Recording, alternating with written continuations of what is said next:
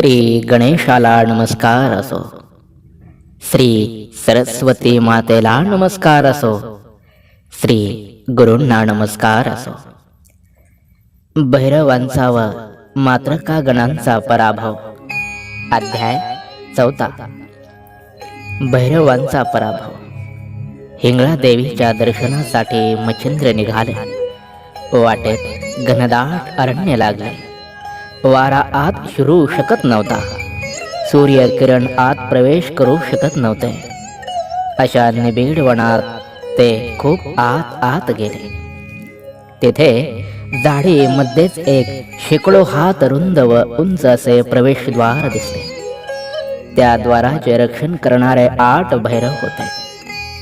त्यांनी मच्छिंद्र येतो आहे असे पाहिले. त्यांची परीक्षा पाहावी म्हणून त्यांनी त्यांच्या समोर एकदम गोसाव्याच्या वेशात प्रकट होऊन त्यांना विचारले, काय रे ब्रह्मचार्या, कुठे जात आहेस? ते म्हणाले, मी देवीचे, हिंगळा देवीचे दर्शन घेण्यासाठी आलो आहे. तुम्ही कोण? तुम्ही पण येता का? तेव्हा ते म्हणाले, अरे आम्हीच या देवीचे द्वारपाल आहोत. इथे येणाऱ्याला त्याच्या पाप पुण्याचा झाडा द्यावा लागतो. जे जे सत्कर्म किंवा दुष्कर्म केले असेल ते माणसाने येथे बोलून दाखवले पाहिजे. आणि जर तसे केले नाही तर आम्ही त्याला अडवितो. जर खोटे बोलून पुढे जाण्याचा प्रयत्न केलास तर दार लहान होते व तो माणूस त्यात अडकतो.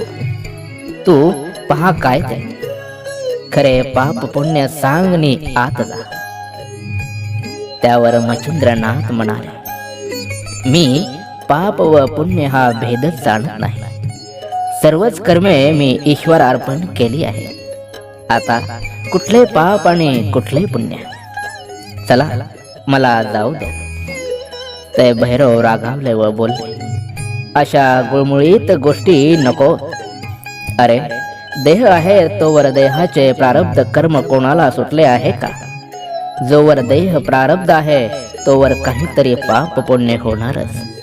आणि कपटाने तू खोटे बोलतोस तर तुला शक्तीचे दर्शन होणार नाही. मच्छिंद्रनाथ हसून म्हणाले, प्रत्यक्ष यम व शंकर हे ज्या ब्राह्मी स्थिती पुढे निष्प्रभ ठरतात त्या स्थितीत मी आहे. तिथे तुम्हा मशकांच्या दमदाटीला कोण भीतो? त्यांचे हे बोलणे ऐकून 8ही भैरव नाना प्रकारचे शस्त्रास्त्रे घेऊन त्यांच्यावर धावून गेले. पण मच्छिंद्रनाथाने त्यांचा प्रतिकार केला.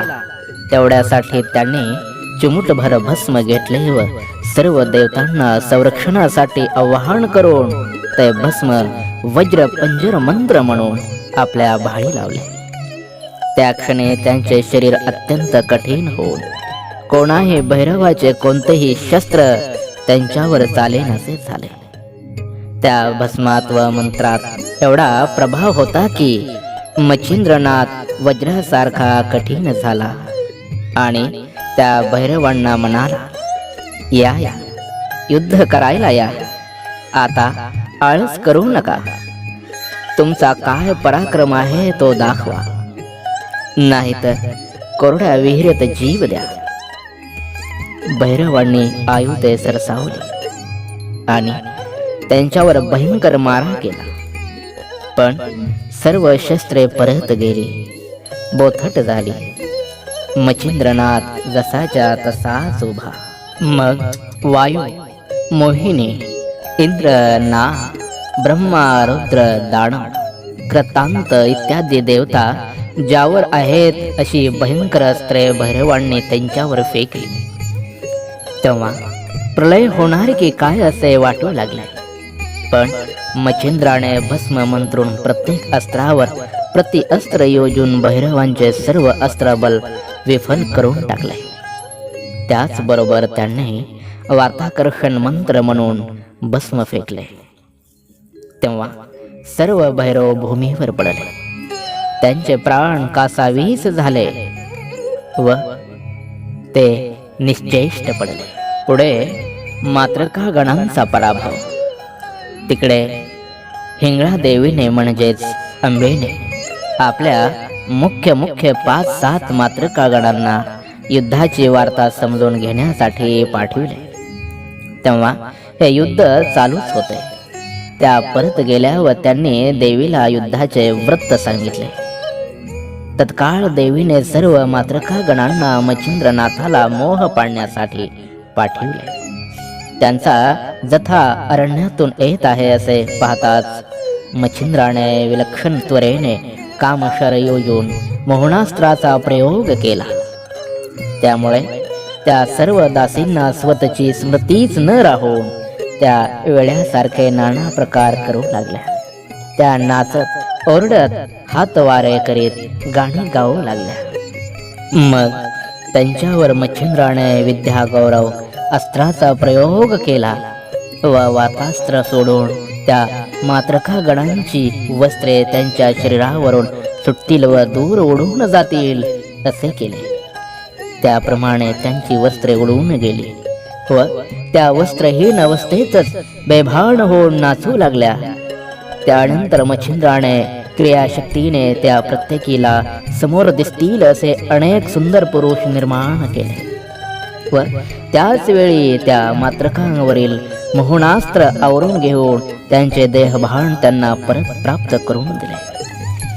त्या बाणावर आल्या व पाहता तो समोर कितीतरी तरुण सुंदर पुरुष व त्या स्वत मात्र विवस्त्र. त्यामुळे त्या अतिशय लज्जित होऊन पुन्हा सैरावैरा पळत देवीकडे निघाल्या. जाता जाता त्यांनी 8ही भैरव निश्चेष्ट पडलेले होते ते पाहिले. त्या देवीजवळ तशाच नग्न अवस्थेत धावत गेल्या.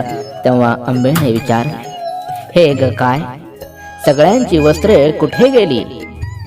त्यांनी लज्जेने चूर होऊन सर्व काही जसे घडले होते तसे सांगितले. त्या धापा टाकीतच सांगत होत्या, अंबे माते, आमची पुण्याई संपले म्हणूनच ही स्थिती झाली. तू सुद्धा हे स्थान सोड. आता तो गोसावी येईल ने तुला त्रास देईल. एवढे धैर्यशाली भयंकर व श्रेष्ठ वीर अष्टभैरव तरीही ते त्याच्या समोर निश्चेष्ट पडले आहे. तो गोसावी जोगी साधा सुद्धा दिसत नाही. प्रत्यक्ष सूर्यच आला. जसे काही 11 रुद्र एकाच ठिकाणी आले. तो सर्व दैव दानवांना ग्रासेल. पंचमहाभूते सुद्धा ग्रासून टाकील. त्या चात्रताने घाबरत असे बोलत होत्या. तेवढ्यात एक ओरडली, आला, तो पहा जोगी आला. त्या सरशी सगळ्या घाबरून ओरडल्या. तेव्हा देवीने प्रथम माया शक्तीने सर्वांना नवी वस्त्रे दिली व त्यांना धीर देऊन ध्यान दृष्टीने पाहिले.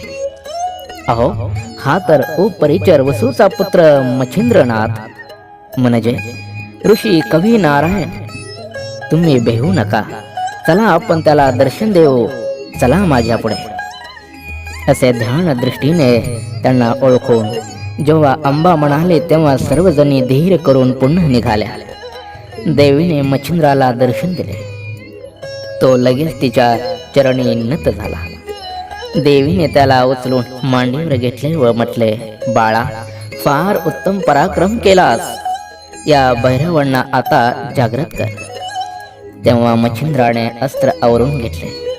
भैरव उठून उभे राहिले व नाथांची स्तुती करून म्हणाले, मार्तंड पर्वतावर मिळविलेल्या सिद्धींची परीक्षा घ्यावी म्हणून याला आम्ही अडविले, पण त्याने आमचाच पराभव केला.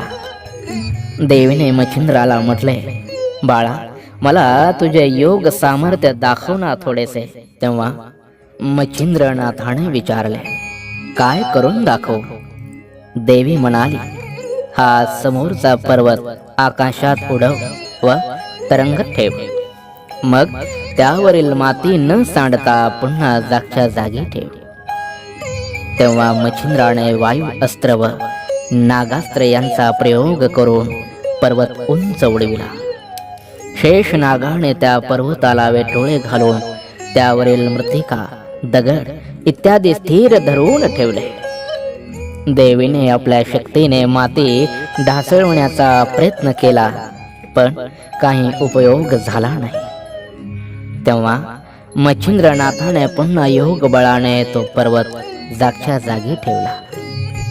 देवी त्याला म्हणाली, धन्य धन्य, तू वायू व पर्वत यांना मित्र केलेस. त्यांचा परस्पर विरोध असूनही तू त्यांना वश केलेस. मी तुला आणखी 2 अस्त्रे देते. असे म्हणून अंबा म्हणजेच हिंगळा देवी हिने समाधानाने त्याला स्पर्शास्त्र व भिन्नास्त्र अशी 2 अस्त्रे दिली. त्याला 3 दिवस आपल्या जवळ ठेवून घेतले व आशीर्वाद व वरदाने देऊन त्याला निरोप दिला. अरण्यातून तो बाहेर पडेपर्यंत ते अष्टभैरव त्याला निरोप देण्यासाठी आले होते. पुढे मच्छिंद्रनाथ कोठे गेला ती कथा पुढील अध्यायात येईल. फलश्रुती हा अध्याय पठन केल्यास कपटबंधनातून आपली मुक्तता व शत्रूचा पराभव होईल. श्री नवनाथ कथासार अध्याय 4 संपूर्ण.